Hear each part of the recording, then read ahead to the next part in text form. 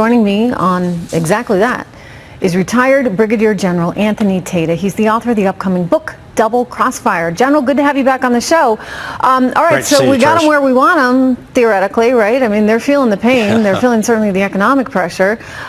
And yet, instead of meeting us halfway, instead of making a phone call and sitting down with the President of the United States, they're out there seizing tankers from the UK. I mean, what gives?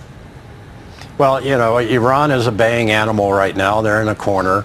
They're surrounded, you know, diplomatically, economically, militarily, and this is what they do. They're a militant nation. They're a theocracy, and they're living out their ideology. And you know, they want to have war.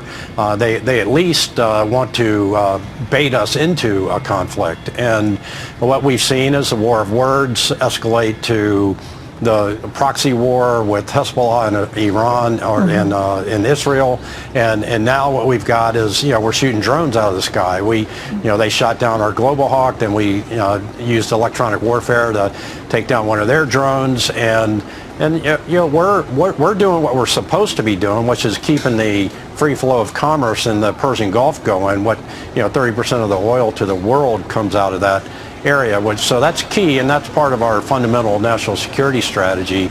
And really what we see happening next year is what you've got is isolationists, you've got interventionists, and then you've got in between there realists. And I think President Trump is a realist, and he's going to continue to defend American property and interests and that of our allies in the Middle Eastern region. All right, so I'm going to jump in and tell you I'm familiar with some of what the Iranians are thinking here, and have sources in Tehran that have told me that, you know, they're kind of hoping that President Trump isn't going to make it another term, right? So their thinking is, we can just wait this out, right? And this can go one of a few ways. If we are able to bait the president, my words, not theirs, but so to speak, right? If they bait the president enough, right, and they get him to go into some kind of serious military conflict, well, then that could be problematic for re-election, because it would sort of be the antithesis of what he said he was going to do in terms of keeping the peace.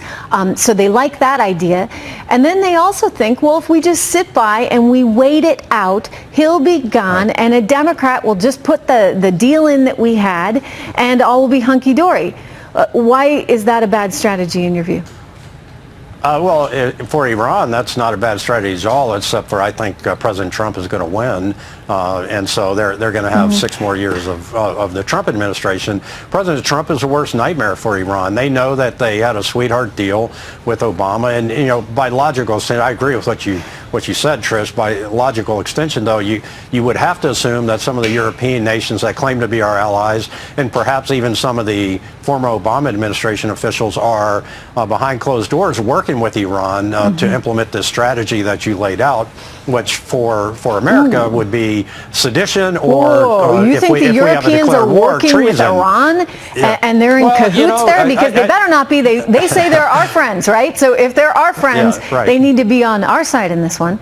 Yeah, but as we discussed before, Trish, this is an economic deal for Europe. They know that they're not going to pay a price for any kind of conflict in Iran or the Middle East. You know, the nations like Germany and France and others, that they have huge economic interest to get that Persian market going both ways, export and import.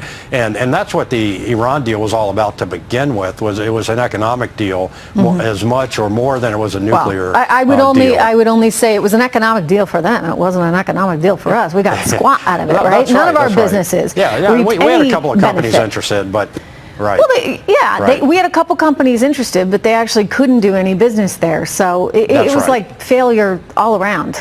360. Which underscores that they've always been the #1 state sponsor of terror, Trish. They've never come off that list, and so why make a deal with the #1 state sponsor of terror? Well, not to mention they're moving into our hemisphere these days, General, because we've got some video. Do we have here of Iran's foreign minister Mohammad Zarif, who was in socialist Venezuela, just happened to make a little trip down to Caracas over the weekend to court Nicolas Maduro, known socialist dictator.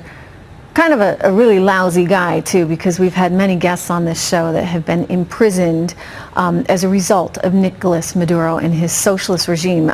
So he's down there hanging out with Maduro, and then also, as this all goes on, you've got a Russian-made Venezuelan jet that is harassing a U.S. military aircraft down there, endangering the U.S. military aircraft crew.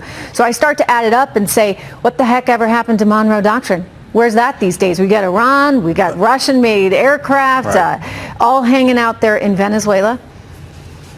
Well, and we've talked about the nexus in Venezuela between Hezbollah, Cuba, Russia, and Maduro, and so you've got a lot of bad actors down there, and that's, you know, again, if you're Iran, that's a great strategy to have some kind of offensive presence in the Western Hemisphere and establish a foothold, not unlike the Soviet Union did with Cuba, you know, 40, 50 years ago. And so now what we've got is we're trying to keep the shipping lanes in the Middle East open out of the Persian Gulf, and we're doing it, by the way, for the Europeans' benefit.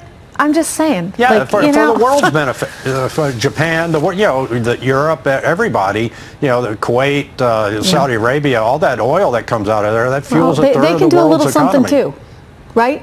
That's right. That's right. Time for them to step up. Right. And that's right.